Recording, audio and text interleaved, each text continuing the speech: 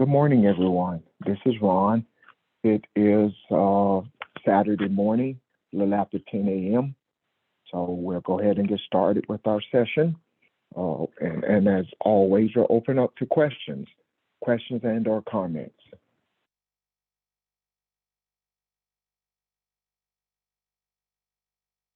Anyone?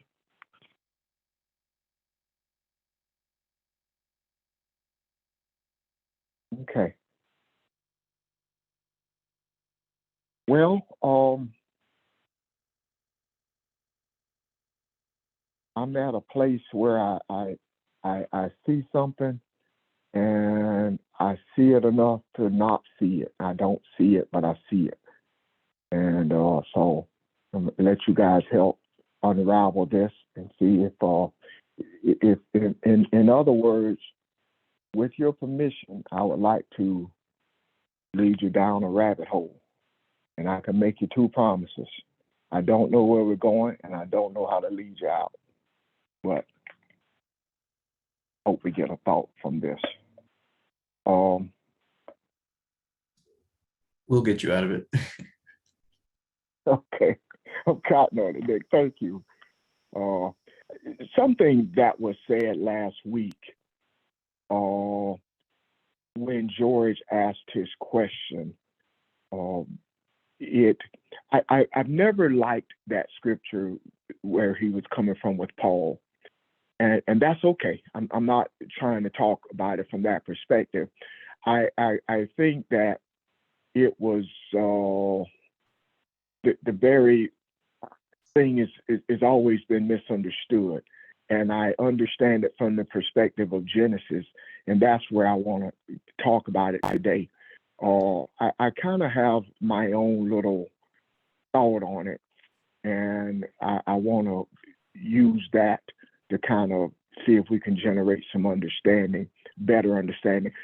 It is my belief that wherever we are is where we're supposed to be.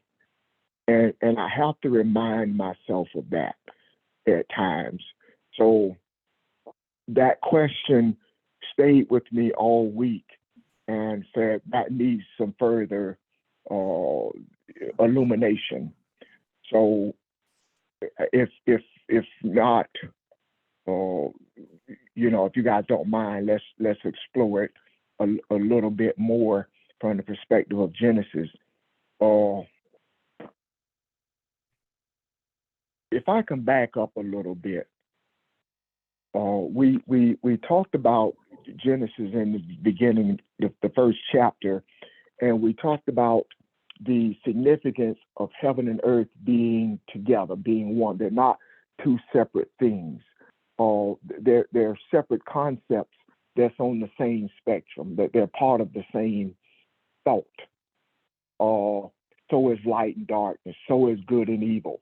And we talked about that as being a dance, kind of a in and an out, and a play as you can see a couple that is moving beautifully. There's nothing more beautiful than seeing a couple dance who are in complete rhythm with each other.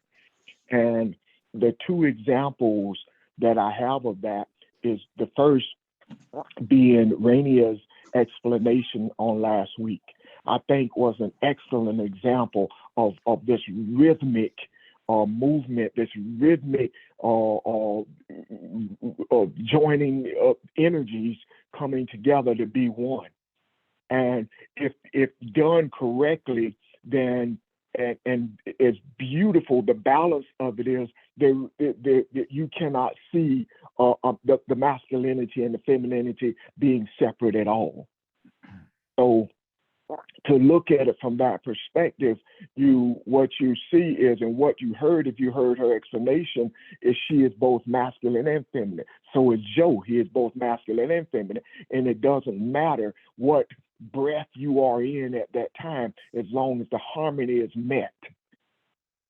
So I thought that was a beautiful thing, and that explains the dance and the rhythm of light and darkness. The other example I have is I was watching ETV last night, and they were doing a special, and I had always heard the name like Stanley Clark or Miles Davis. There's a bass player by the name of Ron Carter, and they did a special on him last night, and I had not realized how brilliant he was. But at one episode, he was talking about they were getting ready to go on stage and do a concert. He and Stanley Clark, I remember. I can't remember who the other musicians were. And he was trying to. Now, the funny thing is, they're about to step on stage, and they're just sitting up. They're just standing up, saying, "Okay, how are we going to do this? What part are you going to do? What part? Where do we? What we're going to play first? What we're going to play with second?" So he asked Stanley Clark. He says, "When you get to your part, what are you going to do?" He says, "I don't know." He said, I'm just going to start playing. I'm going to create something." So he says, "Well, how's he going to know when to come?" He said, "Oh, I don't know. I don't know. Just let him start, and I'll just pick it up and go from there." And that amazed me because I never heard musicians talk about that. They're going to create as they're on stage. They have no idea how this is going to go or where it's going to go, but they're confident that it's going to be just fine. And that was amazing to me. And one of the musicians even said, when we play with Ron, he's the maestro, he's the drum major, and we go off of his beat. And I thought about how brilliant that is. Yes, sir. Somebody trying to speak. Somebody trying to say something. But either way, what I'm trying to get at is listening to them play and recognizing the fact that they trust and know each other that well, that type of intimacy. And they talked about the love of the notes and feeling the notes. That to me was another perfect example of the dance and the rhythm with light and darkness, with good and evil, with becoming. So that's where I wanted to kind of start today, because what was described last week, I think where we were trying to go with that is that rhythmic dance that Rainier described is not a male female thing. It is a masculinity femininity thing, and when you can only see it as male and female, you miss the whole magic of it. So, any questions or comments before we move on?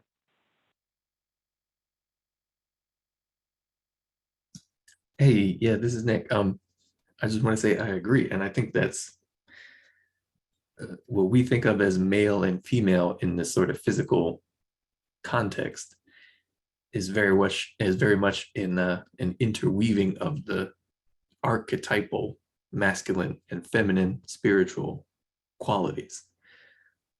So we are closer to the center than the sort of ultimate masculine and feminine spiritual principles.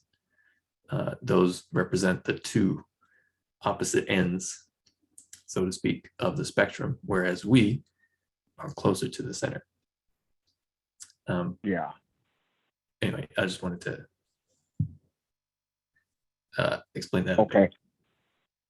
And I'm gonna ask you to come back to that, Nick, when I get into this, because I think you answered something that I was looking at. I want to look at it from this perspective, and I'm in Genesis, and I have no idea where I'm going to start, so I'm just going to start talking, and we'll go from there. Suppose looking at the heaven and the earth, looking at light and darkness, and trying to put all this in perspective. Suppose that masculinity, not males, but masculinity is the dark energy.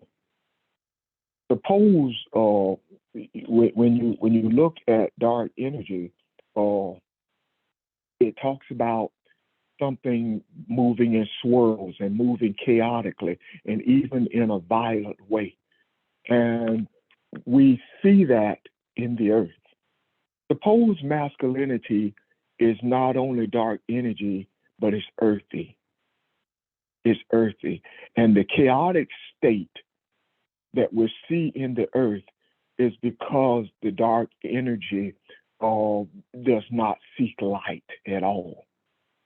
And it is moving the chaoticness of it, the lack of rhythm, the violent nature of it is moving closer to a place of destruction more than it is enhancing life. And suppose that the feminine energy, and again, it is not female, but feminine energy is the light moving. It is light. It is airy. It is fresh. It is illuminating. It has desire to show, to make room for, to enhance life, to bring understanding, to have knowledge, meaning to have intimate experience with the darkness. And suppose that is the case of what, too, among other things, is being described in Genesis. And when we look at that and we talk about the light energy being more of a wave, being smooth, being having a softness to it, and versus the chaotic nature of the dark energy, it is what we are trying to gain understanding of now. And that is not external at all. It is internal. Both of those things are one, and it is internal. And what we are desiring to do is to move in the direction of understanding that and understanding ourselves and experiencing what that means. So it comes down to embracing every aspect of self, even those degrees that we seem to feel out of balance or moving more in one direction than the other. Like yesterday, I had some episodes where I had said, wait a minute, where do these thoughts keep coming from? Why am I here? Why am I feeling negative? Why am I, or why is depression trying to take over me? And I stopped and took a pause and took a couple of breaths, and I was okay. But I didn't try to push them away. I didn't get angry about it. I just stopped and took a breath and say, okay, where is this coming from? Is there a reason for this? What am I supposed to do with this? And as I get better at that, I become more familiar with self. So when we look at it from this perspective, one of the things that I'm always curious about is this thing called the fall. Suppose that this is one of those things where this is where I started tripping up a little bit, okay? Because it appears that dance I was talking about, as we said in the beginning of looking at Genesis, the darkness is older than the light. If you look at the creation story, the darkness came first. So if that is the case and that masculine energy came first, it is the masculine energy that invites the dance. It starts, if you will, the dance. And suppose that is what is meant when the Creator says, for women to, or for the, excuse me, I said that, I didn't mean to, for feminine energy to, it said, and yet your desire should be for your husband. I don't see that, and I'm in Genesis 3, y'all looking at verse 16. I don't see that as a punishment. I don't think that was meant for a punishment. What if that when Adam saw himself, that he saw and recognized that masculine and feminine energy in him, not quite understanding who and what he was, it appears that the feminine energy goes first. It appears that enlightenment is brought about when there was no movement from the darkness. And I'm trying to say this so it's understanding and not confusing. And somebody can help me with this if you see what I'm trying to say. But I don't see it as a fall. I don't see it as something that was not supposed to happen. So when he says in childbearing you will bear pain, what I'm experiencing now, I see as the pain of childbearing, not the childbearing as we think of in bringing forth human life into the earth. But what it is saying is your meditations will, in order to see more, you will struggle with them. You will have to go to a different place than you've gone to before. So in order to bring birth into something, you're going to have a deeper understanding. Your experiences are going to have to be more in depth than just on the surface of something that you may have just be comfortable with. So again, don't you guys help me if you see some of this. Any questions or comments? I don't want this to be confusing at all.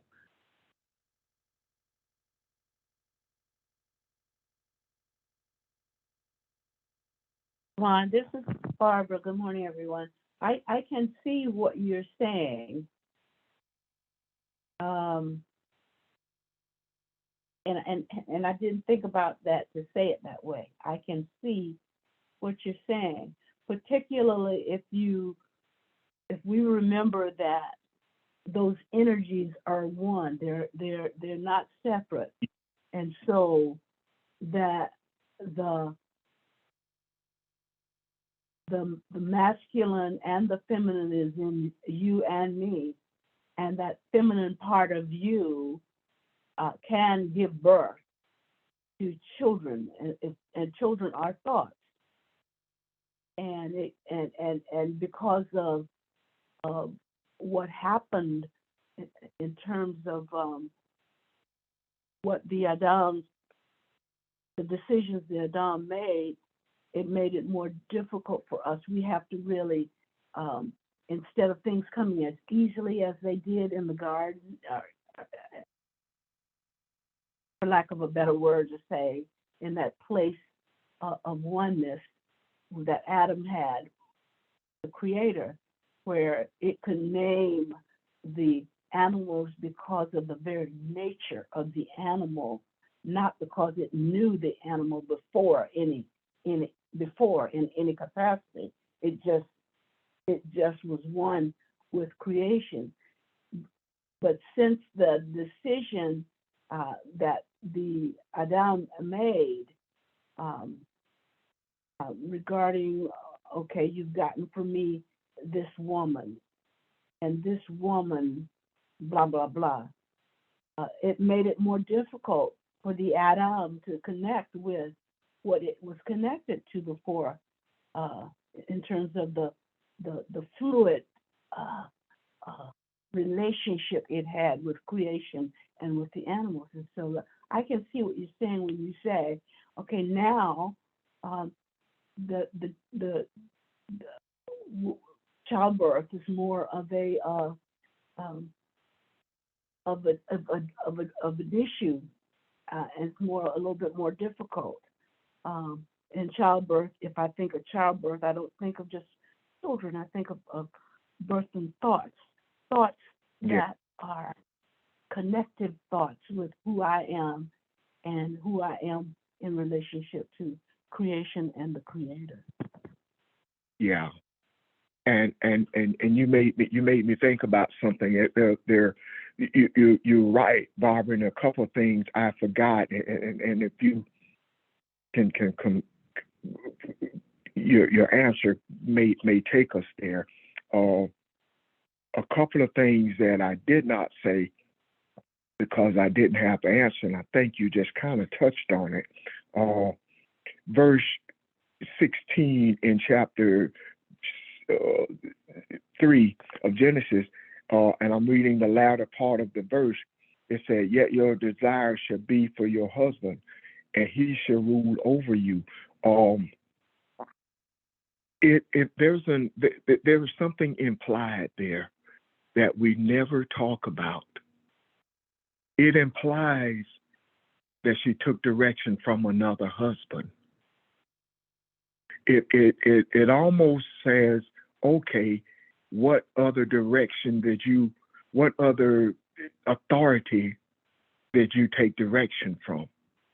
The other thing that is not answered is the tree in which she ate from, whose knowledge was it? Who's experienced good and evil? Ron, Perhaps. Yes, sir. before you go further, please, I want to interject something. Okay. Where it says woman in that verse, it says Isha. And where it says husband, it's Ish. Uh-huh. It's Ish. So it's actually feminine energy is Isha and masculine energy is Ish. That husband is a off a translation. Where did the marriage take place if that's the husband?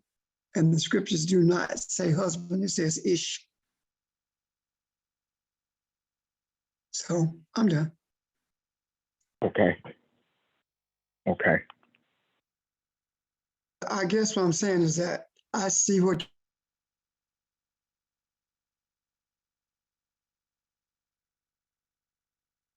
Say it again, Pastor. You cut out on me. I see the difference.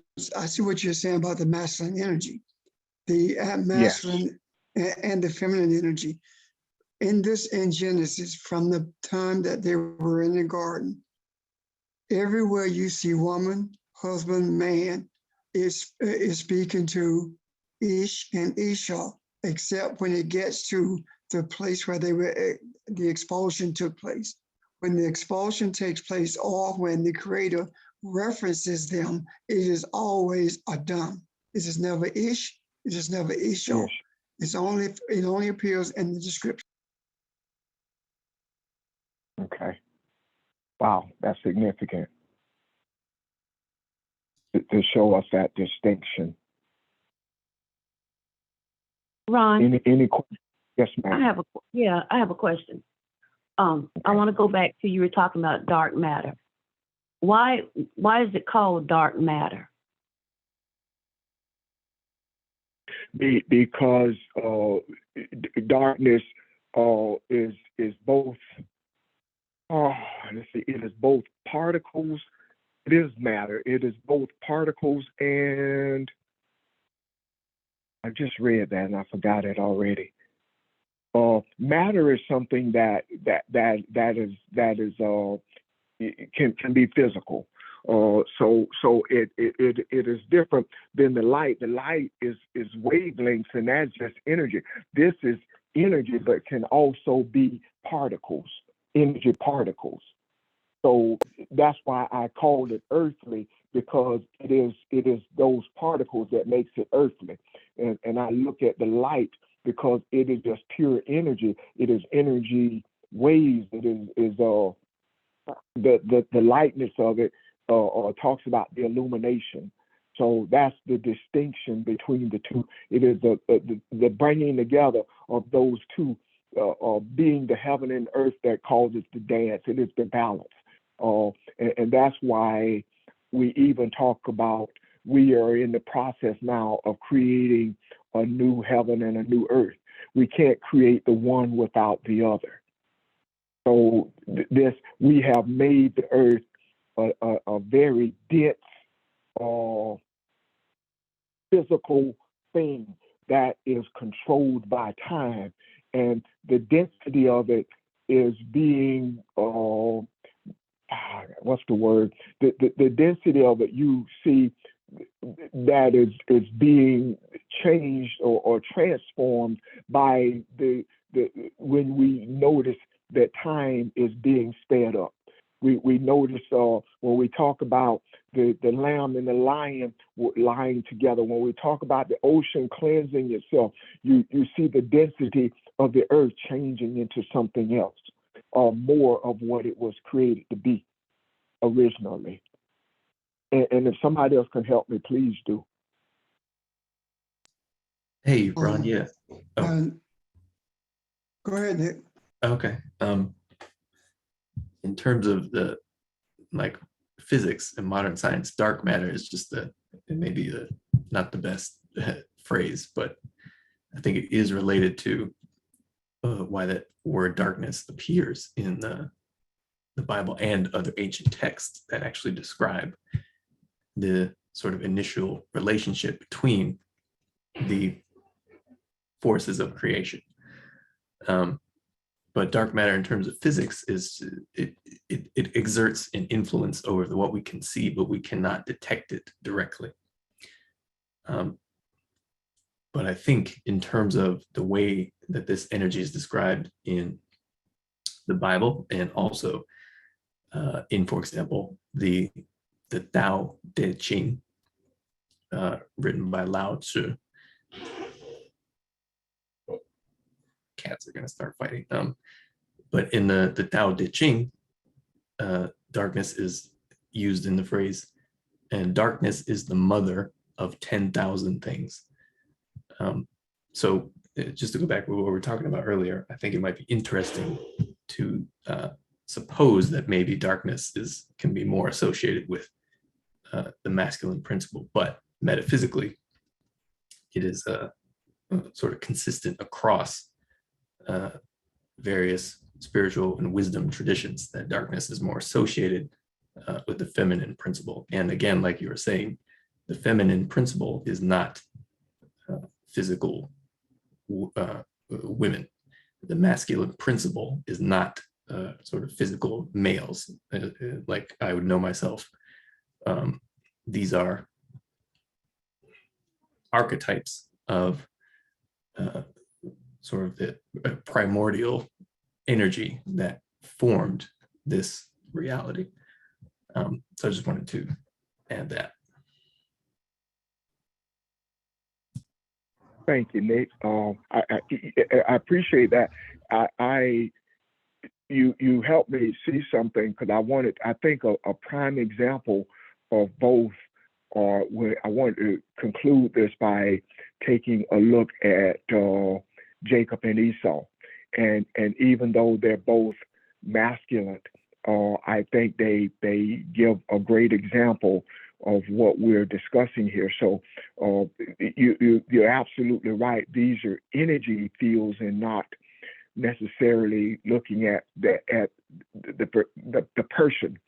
So keep that in mind, because I think they give a great example of what we are trying to describe here. Right. But thank you. Yes, sir.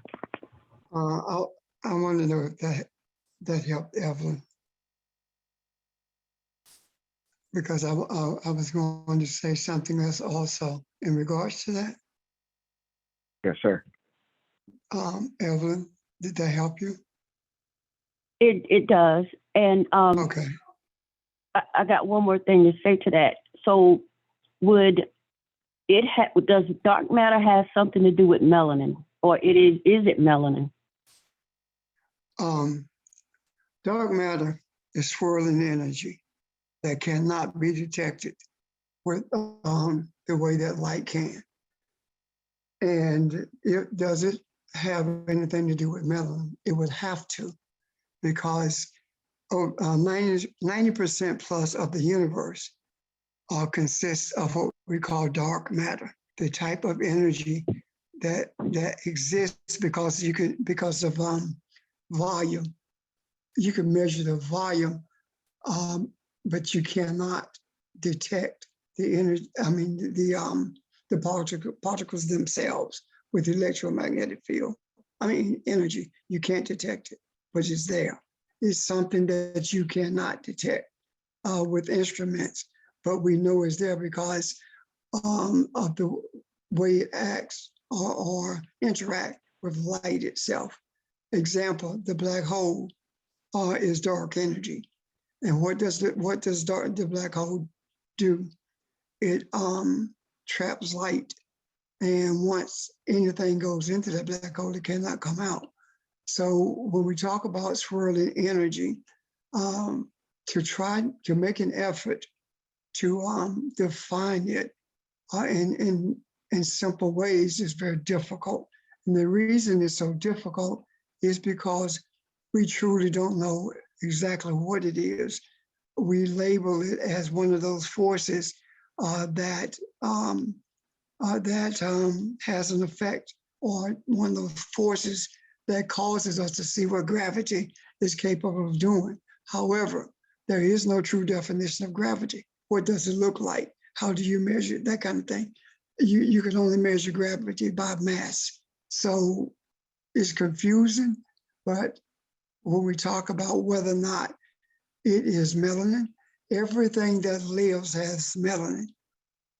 So it's not a question of does it have melanin? It does have melanin. Everything has melanin if it lives at all. So I would suggest very strongly, rather than making an effort to define it, the simplicity of the answer to me would be, yes, everything does have melanin, because it's a known fact. If you don't have melanin, you don't live, okay? Does that help? Yes. And I have a- thought about when Ron, Go ahead, Nick Evelyn. or Nick, okay, thank you. Nick or Ron had mentioned that it was dark wisdom. And dark wisdom represents the feminine. Am I correct on that? Well, yes, but see, this is the thing, Evelyn. When we talk about wisdom being dark, it does not mean it's dark in terms of melanin. Wisdom is dark because it's not understood. And once you understand it, then it becomes knowledge, it becomes light, which means that no different than somebody saying, I don't understand that, would you shed some light on it? So that's all we're talking about when we're talking about dark wisdom. That's all that the ancients talked about, were talking about when they talked about wisdom being dark, simply something we don't understand. However, religion taught us that darkness is chaotic, that darkness is evil, that darkness are all the bad things you can think of, but it's not that at all, okay? Okay, thank you. Audrey? My question was, when we were talking about dark matter and all that, and then what Nick said, and then what Pastor said about the Ish and the Isha, wouldn't there in the beginning, the dark matter would encompass it all, the Ish and the Isha? It'd be a mixture of both? Well, in order for it to exist, it would have to be a mixture of both. Yeah, it was. It indeed was.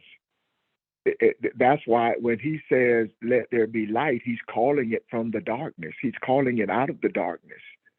It was a mixture. Now Let- in let me- science, go ahead. I'm sorry. Go ahead, Pastor. I didn't mean to- I'm not going there. We getting too deep into the physics. the scientific understanding of it. Here is a verse that I wanted to go and look at later, but this seems like a good place. I'm looking at, and you don't have to turn here, but I love the dance between Isaac and Rebekah. It says in chapter 26 of Genesis, verse 7, when the men, and this is when there's a famine in a land, and God tells Isaac to remain where he is, not to go down into Egypt. So he is having an encounter with Amalek, who is king of the Philistines. He's in their land, and he's worried. And it says, when the men of the place asked him about his wife, he said, "She is my sister," for she is afraid. For he was afraid to say my wife, thinking the men of the place might kill me on account of Rebekah, for she is beautiful. What that is really saying, if you look at it from a spiritual perspective, she indeed is a sister from the perspective of they come from the same spiritual womb. They come from the same place, that they were birthed from the same place, the place of truth, this place of the soul, the place of understanding. So when you think about that, what he is saying is, I'm going to cleave to this in the manner that I know how, because I don't want any external thoughts to come and drive a wedge between me or destroy me. So this is his first recognition that this is his balance. This feminine energy is his balance. It is the part of that stabilizes him. So and although we look at this and say, well, he has told a lie, what he recognizes is who she is at this point. So the light comes out of the darkness. You're absolutely right. Hey, Ron, that's the same Yes, thing sir. Abraham said about Sarah. She's my Yeah. sister. So it's something deeper in that we're not seeing. Yes, they physically, if you read it, the genealogy, it does appear that they were physical sisters and brothers based on the progenitor. However, Yeah. there's something deeper in that, saying that they're that's my sister, as opposed to simply being a biological or a spiritual sister. And I don't know what I it agree. is. Yeah. It makes me, every time I look at something, I recognize I didn't look at what I probably should have looked deeper in, but I want to look at the womb, the place where things are birthed. When we talk about a meditative state, and I'm talking about in childbirth, what is the place of the womb? What is this that these things that you desire? What is the struggle? That's what I want to look at in a little more detail. But yes, I couldn't agree more. It's more to it even than what we have said so far. But I just wanted to kind of use that to answer Audrey's question. She is exactly right. So what is Ish and Isha? What does that mean, represent? Hopefully I can help with that, Evelyn. Think of Ish and Isha as the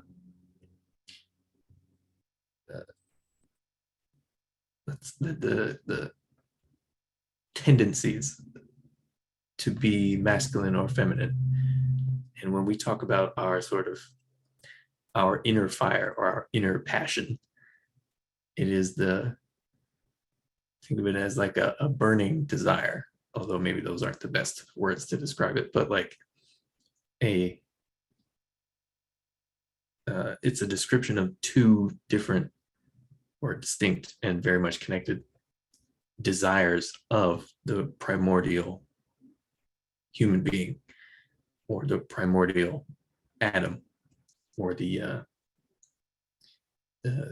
being that would become further made more distinct as the human being. they are desires of awareness, and they are particular identities of awareness, all taking place or all existing within the overarching context of creation and the nature of the self. And to add on to that, you can think of darkness and light as also things that you are unaware of and things that you are aware of. So light representing things that you are aware of, you can see it. Darkness representing things you are unaware of, you can't see it yet. And creation is very much an act of creating a vast sort of reservoir of experience that you are not yet familiar with. So you are unaware of what lies within that realm of experience until you, of course, enter that experience in order to bring awareness to it. You draw the light out of that sort of area of quote unquote darkness. And I think, yeah, a lot of the negative connotation associated with the concept of darkness, I think personally goes back to sort of the quote dawn of civilization, where human beings started living more separate from nature in terms of how we sort of associate meaning with these terms anyway. Anyway, that was a lot, but I think the main thing I wanted to say was you can think of darkness as something you're not aware of. You can think of light as something you are aware of, and Ish and Isha as sort of two distinct yet connected desires of the human identity.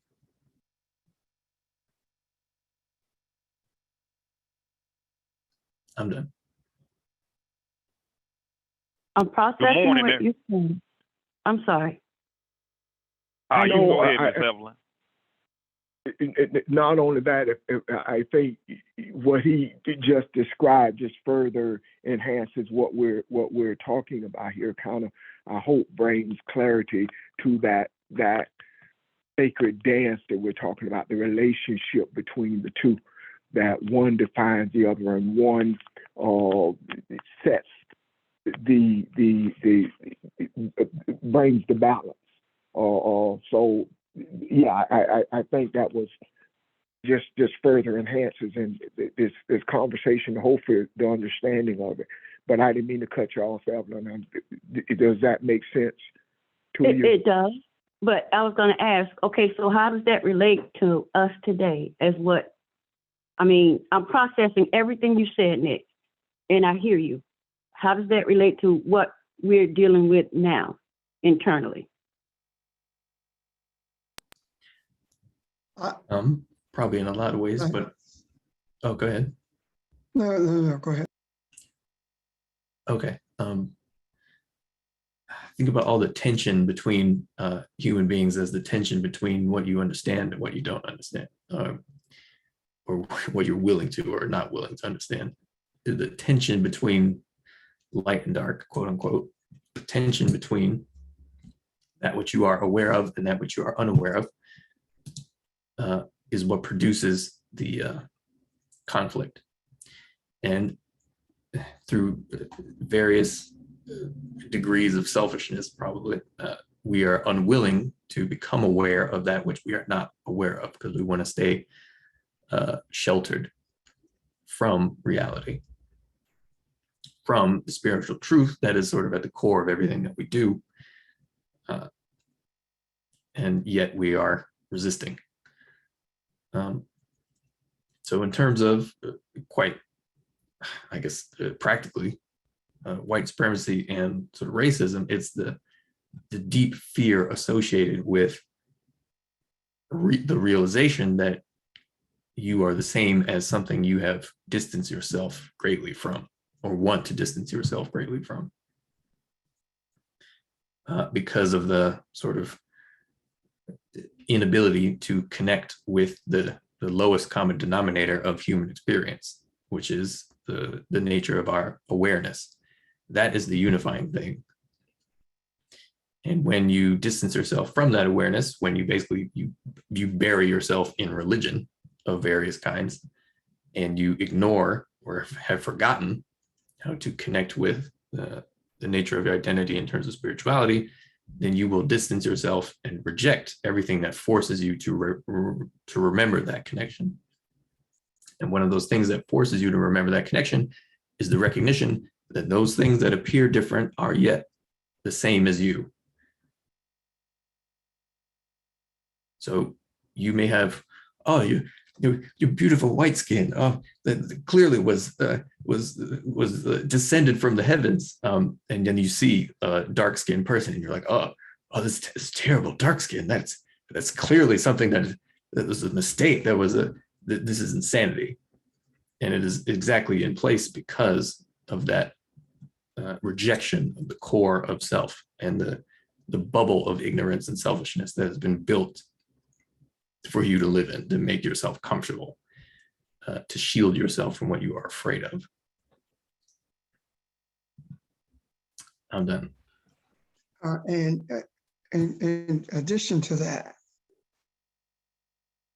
there has to be a seed of ignorance in order to bring about the birth of this lie about there have been a mistake because you're dark-skinned. That was birthed from a seed, and the seed of selfishness and greed entered the womb of misunderstanding and brought out from that womb further misunderstanding or further ignorance of what truth is, whether you deny it or not. Ish is feminine energy. Ish is masculine energy, and Isha is feminine energy. So the description, the answer response that Nick gave consists of both of those. And whether it's not a man, it's not a woman, it is the energy that either one can be at either time. It is my belief that when the scripture talks about the separation of Adam and this woman, this being made, it was not that at all. It was the Adam recognizing what makes up what the Adam is made from, and that is feminine energy as well as masculine energy. And going through all the things that we've discussed thus far, when you get to that place where they're expelled from the garden, the Creator says, since Adam out of the garden, not Ish and Isha, because he sees Adam as being one force, one spiritual force. And that spiritual force has to be masculine and feminine and so entwined until they cannot be separated. And in order for this spiritual entity, Adam, in order for it to have functionality, as opposed to living a life of dysfunctionality without the possibility of balance, the Creator put skin on one that was dominant, it was physical with a feminine energy, and one whose energy was masculine, dominated by masculinity. So what we are looking at is the Creator giving us in this physical world an image that is dominated by feminine energy and an image dominated by masculine energy. And we call that a man and a woman. However, we lost the ability to see beyond the physical and understand that simply because one entity is dominated by masculinity, or there's masculinity in one entity more so than the other, it does not mean that there is no femininity in the masculine energy. They are still intertwined. And the reason that they are the way they are is because that without the two of them becoming one, there cannot be an offspring produced, meaning that until the seed of thought and the womb of a thought combines, there is no birth of an understanding. So that what we're looking at today, I do believe, is a true understanding of what is being said in the creation of man. And we have to be cautious about it. And I do not think we'll complete it today or tomorrow. And the reason I say cautious is because you see how we slip up. Instead of saying feminine energy, we'll say woman, or masculine energy, we'll say man, which is speaking to the skin that these energies, these spiritual energies were enclosed in. It's in that third chapter where it talks about the placing of skin around these energies so that they would not be dysfunctional throughout eternity. I'm done. Thank you, Pastor. Good morning, everyone. George, hold on 1 second, if you don't mind, please. I got you. You're there. But there was a question. Was it Evelyn? Are you clear about what was answered? Yeah, and I'm still processing as well, but yeah, I'm good right now. Okay. Thank you. Okay. Thank you. Okay, George, I'm sorry. Good morning, everyone. To piggyback off what Reverend Richard has stated and what others have stated about darkness and light, there is a lot of wisdom in darkness. And it really helps the situation if you have a pupil that's willing to learn something. And a good example of that is, Miss Evelyn, do you know how to drive a stick shift? Hello? Yes, that was my first car that I bought. Okay. Yes.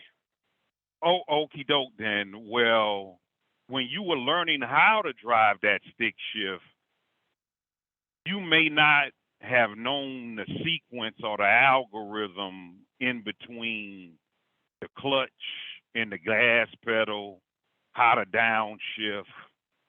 So you were in darkness. However, the person that taught you, I assume the person taught you, had to teach you that.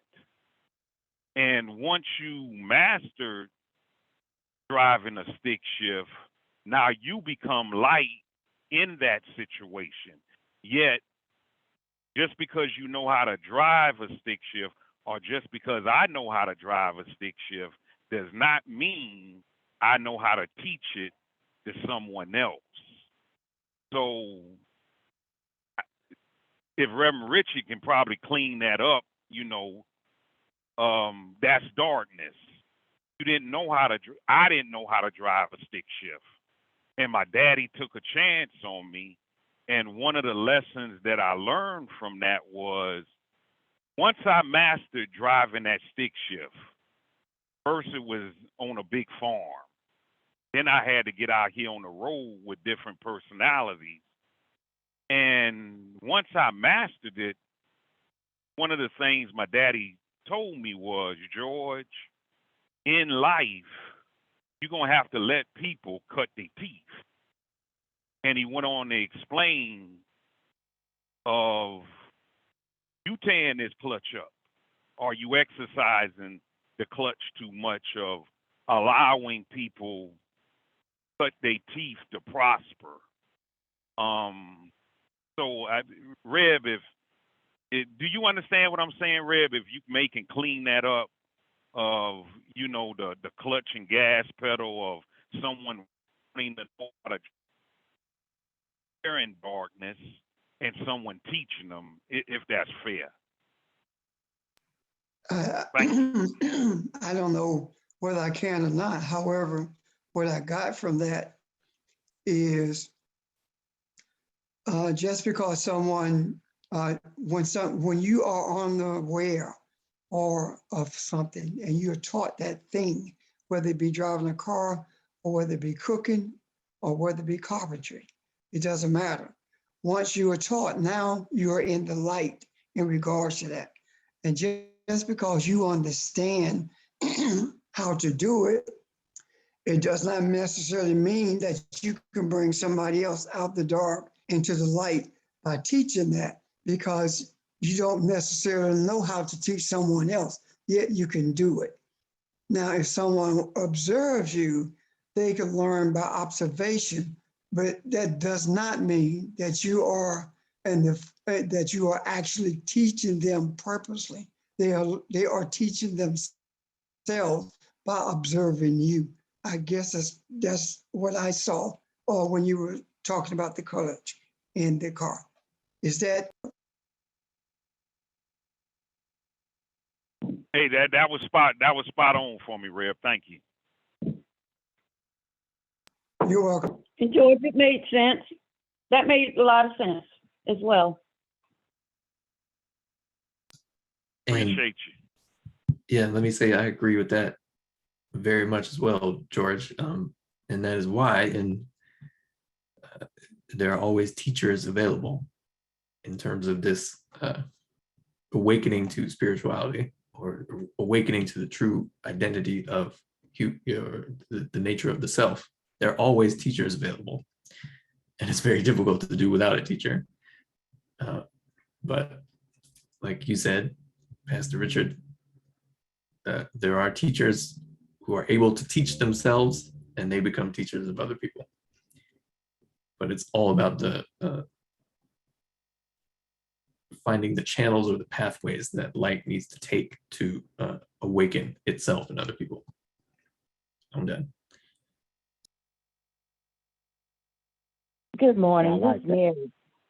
I was thinking about it made sense when Pastor Richard says that we're because I was guilty of that too, and I appreciate him bringing it to our attention that it's not female, the skin, or the male, the skin, because we're all one. So if we all one, we really can't do much separation. So we all have male and female and male energy. So with that, that's going to help me to remember.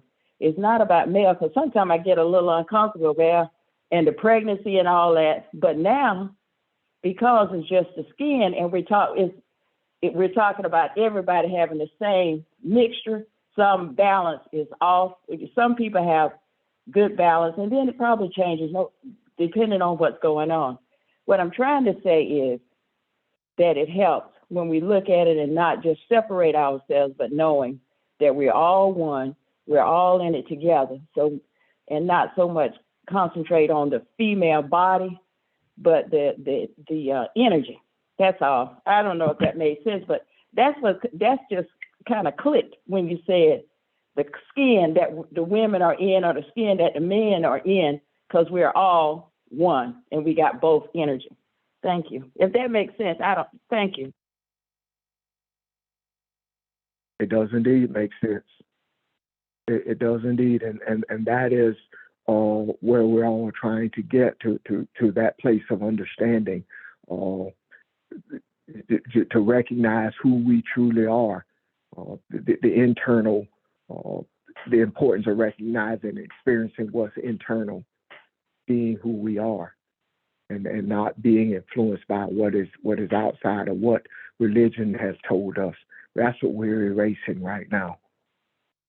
But if I can, I appreciate just to say it takes all of us, and the clarity that Evelyn's questions and George's question and answer and Pastor Nick's explanation has brought this discussion. Thank you very much. Is there someone else that sees something as Mary did in that they would like to express it?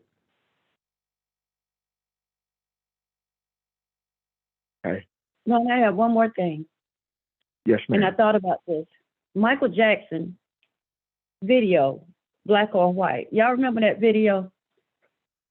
I thought about that because and he reached a lot of people because he had a large platform. So when you guys were talking, I thought about that. It's not, doesn't matter how you look, it's what's inside. So that's all I wanted to say about that. That was a good video. He had a good message on a lot of his videos, as well, the majority of his videos. But thank you. Thank you. Yeah, I remember the song. I don't know if I remember the video, but I remember the song. What Mary says, I also go back to Isaac's recognition of Rebecca, the beauty of her, the balance of it, the appreciation, what he sees there. And it took those external factors. It took seeing something else with his eyes to make him appreciate his eye and see the importance of it. So as she said, we get caught up in the skin part, the physical stuff. And what we're trying to do now is erase that from our being being truth and replace it with the enlightenment, the truth that we are. So everybody's comments and questions, I appreciate it. I hope this is clear to everyone. If not, please feel free to ask a question. Ron, good morning. This is Kathy. Hey, and when Kathy. we're talking about how are you this morning, as we're looking at everything, and when you're looking at the blatant misunderstanding of what we're talking about this morning, the feminine energy and masculine energy, as I'm looking at the plight of the women in Iran right now, is that not a great example of the misunderstanding of everything that we're talking about this morning, because they're being killed for not covering their hair and just being severely oppressed? That is what it looks like, in my opinion, when everything is out of kilter and you don't understand energy flows and what it means to be masculine and feminine energy. Would you agree? Yes, ma'am. I could not agree more, Kathy. You're absolutely right. And what you're seeing is, whereas before they were terrified, and now they're moving beyond their fears. You notice that? They're standing up now for their rights and knowing what is right. And unfortunately, it has not been in their favor so far, but it does grab the attention of the world. It grabs the attention. And this, yeah, I'm sorry, go ahead. No, I You had another. agreed with you and said yes. Yeah, it's funny. I think that whether you're talking about some of the oppressions in Korea or China, or as you said, Iran, it's funny. Africa, all these things to me are mirrors for us, but we can never see as a nation our own oppression of our people. But I do think that as the world awakens to these things and move in the right direction, that that there will be pressure on other countries to do likewise. That everybody be recognized. But yeah, a brilliant example of what we're talking about. Ron, Yes, sir. in regards to what Kathy said, when you really think about it, when females start a movement of deliverance, they are always successful. If you look around the world, change has always came when females are the ones who are pushing it. And I think the reason is because regardless of what they do to them, they don't stop. Males have a tendency to take some, but they don't stay there regardless of what happened. But females I've seen through history always wins because they always stand. And the reason we are in the predicament that we are in now is partly because we have browbeaten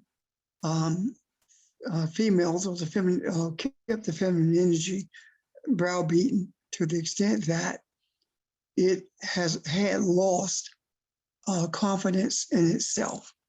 But now I do see a rise of that in this nation.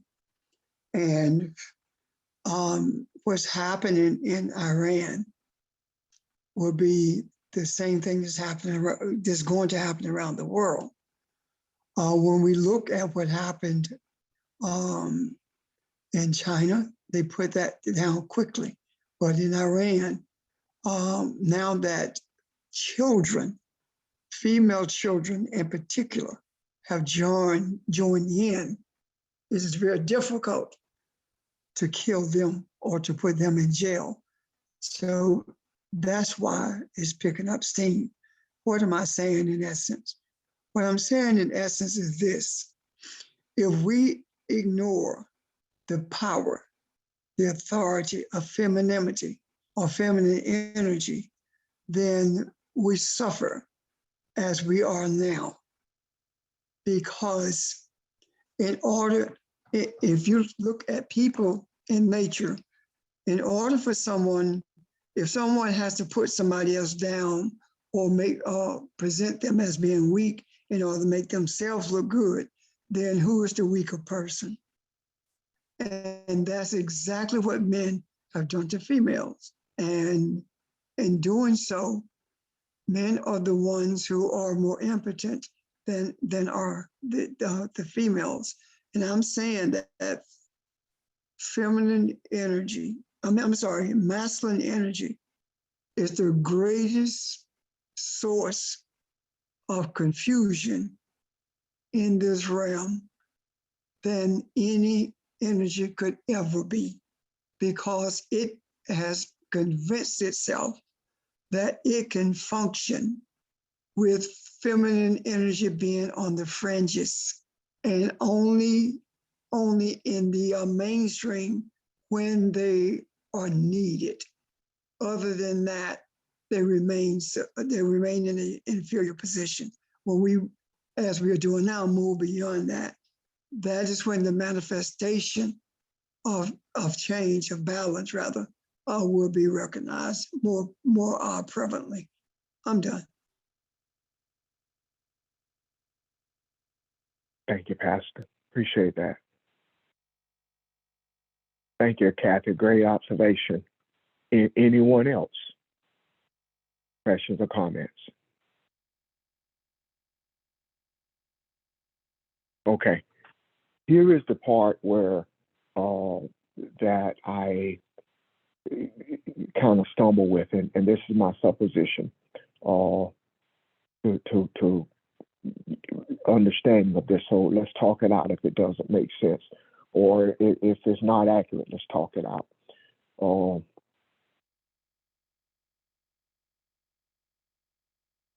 The tree of knowledge of good and evil, the tree of experiences, the tree of that, what you know, was, and part of my supposition is that was from Elohim. That wasn't particularly that of Adam's. So when he says, do this for your husband, this is the explanation of that. I gave the example in the beginning of Rainier, this description last week, and I gave the example of the musicians, the jazz musicians, who said, hey, you create, you go ahead and start what you start. I'm going to feel it and I'm going to pick it up. He did not take over. He did not move ahead of the one who was doing the creating. He said, I'm going to hear you. I'm going to feel this, and I'm going to pick up. And we are one. They're one based on those past experiences. So with Adam being part of Elohim, and I said those experiences belong to Elohim, his experiences was what he knew from the past. He may not have known that or every bit of that experience or recalled it, but he knew enough from that experience to know that he was okay to create. But it was created in a different order. What do I mean by that? The musician says, you start and I will blend in when I hear it. When I catch the note, I'll know what to do. So the darkness starts, and it's the light that comes in to enhance it. It is the light that comes in that brings understanding. It is the light that comes in to bring balance to it. So that thing about follow your own husband, hey, look, know who you are, and when you say own, I put own, and I didn't mean to put, but follow your husband. Know whose notes you're picking up. Know who's going to start this. Know who you are intimate with this. This is your experience. You came out of this womb. Isaac and Rebekah, you come from the same womb.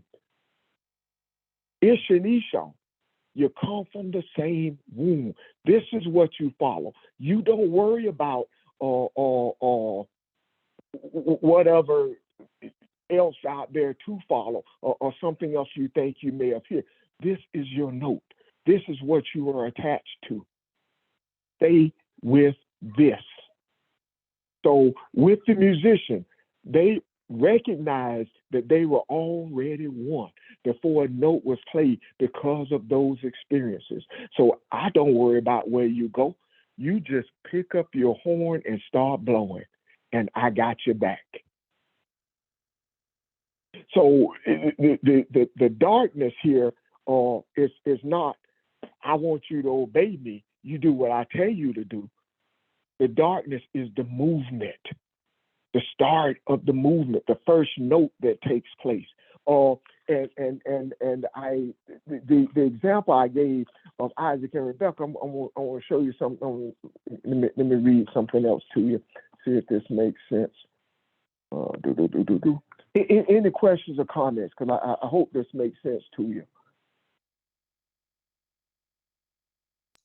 Yeah, and let me just say I totally agree. And the dance is the whole attempt to reconstitute the unity that Ish and Isha originally came from. And the sort of man and woman, physically speaking, in learning how to resolve the conflict, the tension that exists between them, they rekindle that flame of awareness of the true nature of self that allows for that unity to be reconstituted. I'm done. Yeah, it goes back, because you said something when you first started talking, Nick, when you talked about the core, and I can't remember your words now. But if you remember it, come back and help me straighten this out. I want to bring up one more example. Here's the masculine energy. Here is the darkness. It says, listen to this, because this is very important. This is when he recognizes her beauty. This is when that recognition is a decision. That it is, I see with my eye. And once he sees with his eye, the eyes start to close. You hear me? Once he sees with his eye, it starts a new journey, and the eyes start to close. So chapter 27 starts off, says, verse 1, now it came about when Isaac was old. He's in a place of wisdom. His eyes were too dim to see. Then he called his oldest son Esau and said to him, my son. And he said to him, here I am. Let me stop right there first before we get into Esau. This is spiritual. This has nothing to do with an old man, an old age man that can't see. This is something else taking place here. He is old now in the fact that his eyes, his physical nature is starting to dim because he's relying on his spirituality. He recognizes his femininity. He recognizes that this dance, and he's okay with it. It is one. He's reached his place of comfort. You start the song. You start the note, and I'm going to pick it up. I'm going to protect you. I'm going to surround you.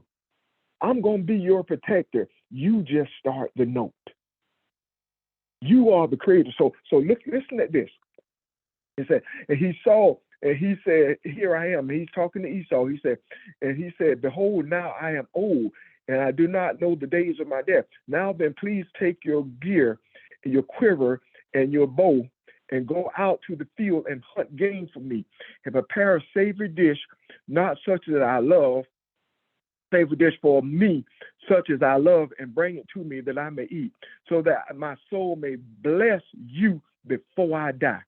And Rebekah was listening while Isaac spoke to her son Esau. So when Esau went to the field to hunt for game to bring home, Rebekah said to her son Jacob, behold, I heard your father speak to your brother, Esau, saying, okay, this is what's taking place, because most people look at this and they see the deception.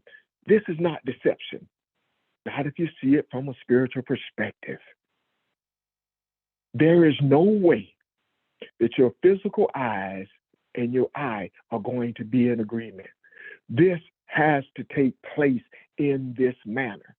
If he does not become dim with his eye, meaning the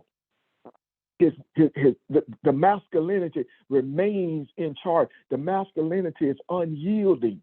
And if the masculinity is unyielding, nothing lives. Nothing comes out of that. There is no creativity. So if you look at this, at the end of this, you do not see where this harmed their relationship. But what you do see is every time that I'm going to show you something, it is Isaac who struck the first note.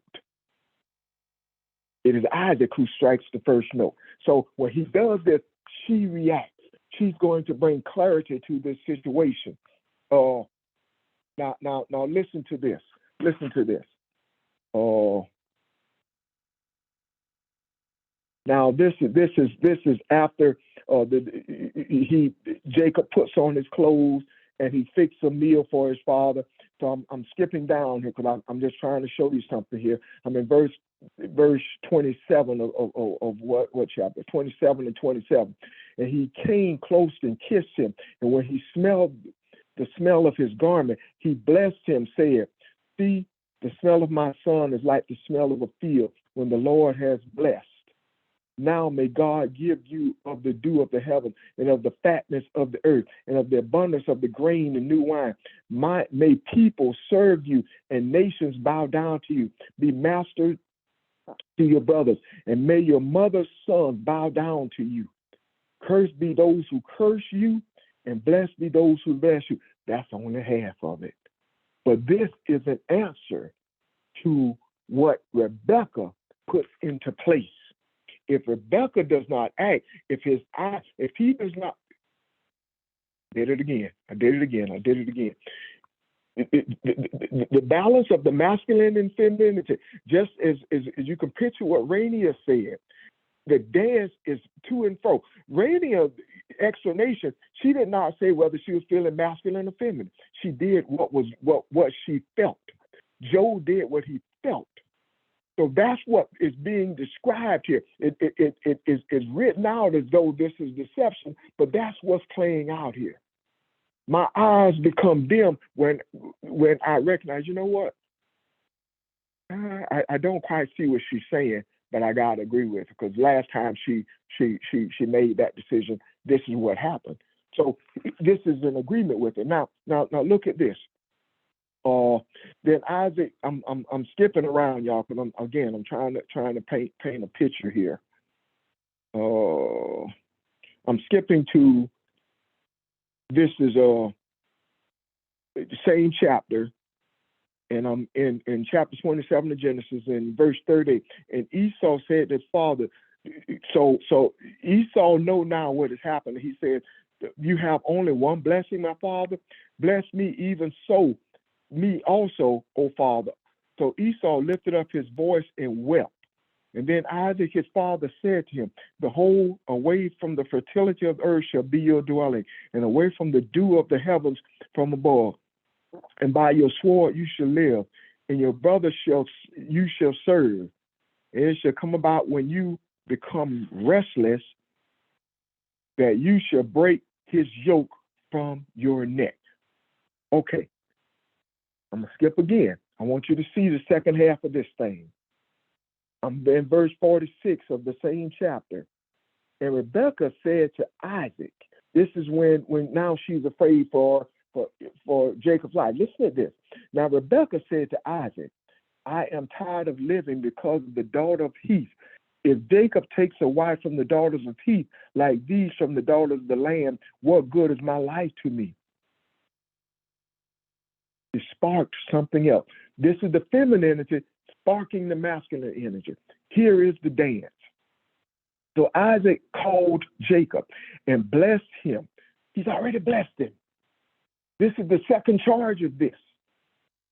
This is the second charge of this. This is Esau. This is the femininity changing the masculine energy, becoming one. This is the transformation. She blessed him and charged him, saying, you should not take a wife from, this is Isaac talking to Jacob. You should not take a wife from the daughters of Canaan. Arise and go to Peharam, to the house of Bethel, your mother's father, and from there take yourself a wife from the daughters of Laban, your mother's brother. And may God, listen to this, and may God Almighty bless you and make you fruitful and multiply, that you may become a company of people. And may he also give you the blessing of Abraham to you and to your descendants with you, that you may possess the land of your sojourns which God gave to you. What did we just read? If you look at what God said to or what Isaac just said to his two sons, what did we just read? I want to take your mind back to something. Remember when we had the lesson on, Barbara gave the lesson on the yoke, being equally yoked, and bringing that part of you under submission. Doesn't this sound familiar? You are from the same womb. But what's going to happen is you are going to be yoked with your brother. You are going to serve him until you reach a point where you understand who you are. When you put the feminine energy first, throughout this transformation, this is an internal journey. What you change internally, when you are changed, when this manifestation takes place outside of you, the land is changed. Every place you put your feet are changed. You transform the earth from not those dark particles, but into the light. So the dance that takes place with the masculine and feminine energy is what we are experiencing now, and what leads to Ron changing Ron, and Evelyn changing Evelyn, and Pastor doing the same, and Barbara doing the same, and Kathy doing the same, and Nick, and so on. When we come together, we bring this on the phone, and we bring these questions and answers, and we pull all this stuff together, and the stuff that seems as I mistakenly thought last week, like we're taking a step backwards, take a closer look. It is the direction that you are supposed to go. So this dance, if you will, the light and the darkness, the heaven and the earth, the good and the evil, the masculine and the feminine energy leads to life. It is a transformation that is taking place to enlighten it to truth, to understanding. And as we move in that direction, this was again a supposition that I put out there to me, but I'm gonna say it to you. I think the end game is we're gonna see that we're all feminine energy if this thing takes the path that it's supposed to take. The masculine energy, I'm not saying is no more, but we will be dominated, if you will, for lack of a better term, by what is right and the transformation. So it goes back to the lesson of forgiveness. When we all become forgiveness, we will be constantly giving birth. And as we constantly give birth, we are changing the land. We're changing the landscape. We not only have changed ourselves, but we're changing the energy in the earth.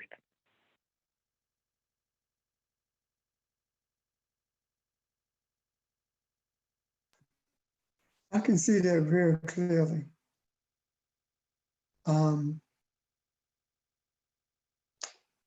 That means we have to stop looking at men and women and start focusing on feminine energy and masculine energy. The reason, I suppose,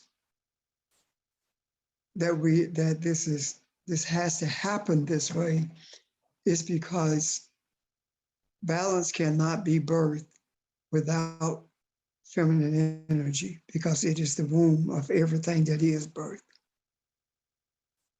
Our focus on feminine energy grants us an opportunity to be strong while we're in the process of birthing balance. And during the course of this, we will struggle in giving birth to this. We will struggle in that we are searching for an understanding of not only who we are, but how we are to proceed on this journey towards balance. And as we have these pains during the birth of this journey, we will also struggle with our consciousness that has been ingrained in us, and lending ourselves to the birth of balance, lending ourselves to understanding the nature of feminine energy, that we will, as a result, end up with a balanced society. Is that what you're saying?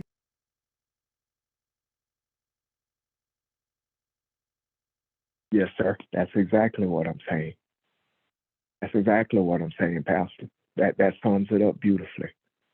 And I want to invite Nick to say something too, because two things. One, you did not see where Rebecca or Isaac quarreled over this. This is spiritual. So this is not deception, as we've been taught that it is. The second part of this is, again, spiritual. You do not see where he gets his eyesight back. He relies from this point on his femininity. And so when I was hesitant to say that, but when Nick said what he said about dark energy being feminine, that kind of sealed it for me. And I said, okay, I see it now. So does it make sense to you guys, the rest of you? And if so, if you see something further, as Pastor did, what can you enlighten us with? This Mary, I have a question. I'm not getting it. So I thought we need both energy. We need both masculine and feminine. So if we all end up with the feminine energy, I mean, is that balance? Well, Uh, what I was trying, I'm sorry, go ahead, Pastor. You can probably explain it better than I can. Go ahead. What I was saying is that on the heels of what Ron said, it is not that we are all going to be feminine energy in totality, but we must recognize the nature of both. And the nature of feminine energy is the pain that we have in giving birth to the wisdom of this journey that we are on, and the struggle that we have in eking out a living from the ground, from the earth, is speaking of when it talks about masculine energy. It's talking about the struggle we will have with our thoughts, or with the nature of our consciousness that we have been taught all our lives. Examples are, I want to travel this journey, but it's so difficult for me to walk away from this church that I've been in all my life. However, in order for me to do this, I have to give birth to my desires for enlightenment. Once I give birth to my desires for enlightenment, though it is painful, now I have a different kind of struggle, and that is the struggle with the consciousness that has been ingrained in me about how things are supposed to be in this earth realm. And once I embrace this struggle and understand that the birth of this journey has already taken place, now it is easier, not easy, but easier for me to move beyond these struggles of consciousness that has been ingrained in me, allow me only to see with my eyes as opposed to my eye. Does that make sense? Yes, that makes sense. Thank you. You're welcome. Yeah, thank you for the question. We want to make it clear. Thank you. Thank you, Pastor. Anyone else?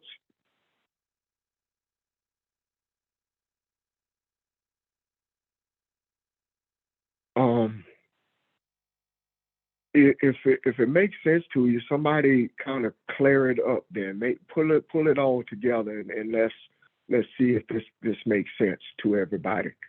If you see it.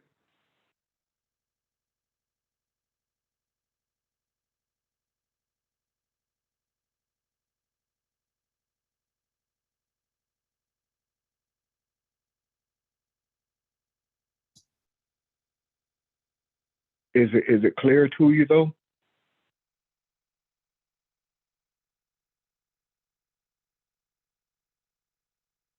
Yeah, I don't I'm think that's rhetorical. processing. Yeah, processing, and I get it. I'm getting it. Okay, so let me see. Let me make sure I got it, see if I can give it back to you. One of the things that I have learned, and it resonates with me, is that it's the feminine energy has nothing to do with your outer appearance. Neither does the masculine energy. But when we get it together and allow the feminine energy to do what it needs to do, then I think the world will be a better place. So we can get rid of this stuff that we've been programmed for years since a child with from church, that once we get that out of our system and actually come into who we are, which is Elohim, and understand who we are, because we're already that, and recognize that when we see each other and see the whole nature, see the whole universe, all that is part of us, and that there are things that need to come in line so that we can all be one, and that peace and harmony will abide. But it's going to take time, but we got to allow the feminine energy to do its part. Kind of, sort of, right? No. Yes, ma'am. Yes. Yeah. No, no kind of. it. That's it. Yeah, but go ahead. Yeah, and I think that's safe to say. I mean, when we say feminine energy and we say masculine energy, um, that's a gender title. However, to work it, it is very much genderless, or genderless. Um, it, it doesn't matter about the individual. Yet both genders can occupy the energy. It took me a while just to even buy into the concept of saying feminine energy. I would say provisional and or nurturing energy. Um, Yet there are some things, presently speaking, when I go to some of the Pop Warner football games, it's mothers that's teaching a son how to get in a 3-point stance and come off that line. And that's not to say the father is not active. The father is at BMW working. And then there are some cases where males clean the house better than the female. So it just depends on the individual and what gifts they got to bring. Thank you. You know, one Thank you, thing George, though, but I'm I want sorry. to say, feminine energy and masculine energy are totally different than the gender differences. The construct of gender differences is predicated on biology. The construct of masculine and feminine energy emanate from Elohim. So the constructs are different. If we hold on to the genders, we are seeing images of a physical man and a physical woman, as opposed to understanding that we are the spiritual entity that was created from the beginning. That's called Adam, because it is the entity through which the essence of Elohim flows. Thank you. Yeah, I just want to say I'm getting excited because now it makes sense when the scripture says there's neither male nor female, Jew or Greek. You know, now it makes sense because we're talking about spirit. We're not talking about the flesh. Because I could not figure out, well, where are we going to go if there's no women or men? But I got it. So it makes sense. Thank you. Rev, was I correct in what I stated, or was I incorrect in what I stated? You were incorrect when you spoke to referred to rather the energy as being gender-based, because it's not gender-based. Gender is a material, is a physical construct as opposed to a spiritual one.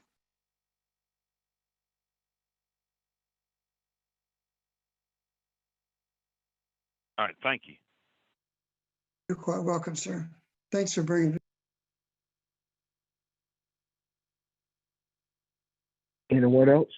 I'm enjoying the comments everybody is getting this. It's beautiful, the understanding that we're getting that's been hidden in the scriptures all this time, and the feminine energy has been sort of subdued or put in submission in the earth for so long. This is a hard concept to look at and to set free in us. But it is liberating. It is liberating, and I think, as Sheldon said last week or a couple of weeks ago, there's nothing to lose. It's everything to gain. You're not losing anything. Nobody's losing a masculinity or the dimming of Isaac's eyes. You're not losing your manhood. You're not losing your status. You're gaining everything. You're gaining everything, and that's the real beauty of this.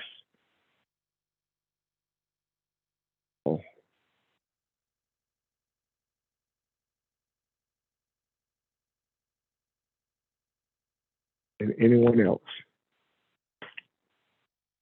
Okay. Well, I don't want to hold us on the phone longer. We have to be. It's already looks like about 1:15. So if there are no more questions or comments, or if you see something else or a question, or and I appreciate it. Like when Mary said, I don't see it yet, or whatever. Let's ask the question so we'll all gain this, because it may be someone else that don't see it, that doesn't want to ask the question. So I appreciate that. But the further the conversation goes, it enables not only others to see it, but maybe some pastor or some of the other facilitators to see another layer of it. So thank you. Thank you. If there's nothing else to grab our attention, I think it's supposed to be, at least in South Carolina, a pretty day today. So I hope you enjoy the rest of your Saturday. Oh, Pastor, did you want to say anything about the coming together, or we? What did you? You okay with that? Yeah, right now I'm looking at the second week in November, second weekend in November. Okay. And the reason I say that one is because that's one of the weekends where the weather seems it's going to be favorable. But I have more to say about that this coming weekend. Okay. Okay. I'm Sounds sorry. good. The next weekend. Yeah, the coming weekend. Thanks. Yeah. All right. Yeah. Okay. Guys, I hope you have a great day. Again, save your questions and comments, and we'll address them tomorrow. Okay. Have a good day. Thank you. Thank you.